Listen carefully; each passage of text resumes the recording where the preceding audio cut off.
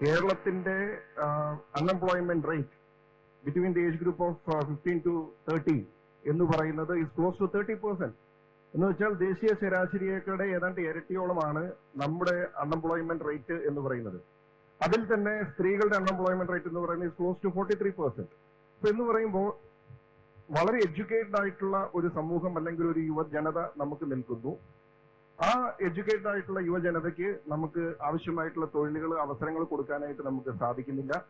അതുപോലെ തന്നെ അതുകൊണ്ട് തന്നെയാണ് വലിയ തോതിലുള്ള മൈഗ്രേഷൻ ഇവിടെ നടന്നുകൊണ്ടിരിക്കുന്നത്. കാരണം ഞാൻ പറയുന്ന ഈ ലൈഫ് ഇൻഡിക്കേറ്റേഴ്സ് അല്ലെങ്കിൽ ഹ്യൂമൻ ഡെവലപ്മെന്റ് ഇൻഡെക്സിൽ മാത്രം നമുക്ക് ഒരു സൊസൈറ്റിക്ക് എല്ലാ കാലത്തും നിലനിൽക്കാൻ സാധിക്കില്ല. കാരണം അതുകൊണ്ട് നമുക്ക് എക്കണോമിക് ഗ്രോത്ത് ആവശ്യമായിട്ട് നമ്മൾ വിചാരിക്കുന്ന രീതിയിലുള്ള ഒരു എക്കണോമിക് ഗ്രോത്ത് നമുക്ക് അറ്റൈൻ ചെയ്യാൻ സാധിക്കുന്നില്ല. നമ്മുടെ ഫിസിക്കൽ കണ്ടീഷൻസ് നമുക്ക് ഇംപ്രൂവ് ചെയ്യാൻ സാധിക്കുന്നില്ല. അവസരങ്ങൾ ഇവിടെ പ്രൊവൈഡ് ചെയ്യാനായിട്ട് സാധിക്കുന്നില്ല.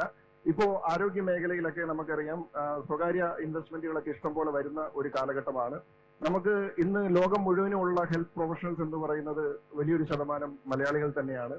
പക്ഷേ നമുക്ക് എന്തുകൊണ്ട് ഒരു രാജ്യത്തിന്റെ ഒരു ഹെൽത്ത് ക്യാപിറ്റലായിട്ട് മാറാൻ നമുക്ക് സാധിക്കുന്നില്ല?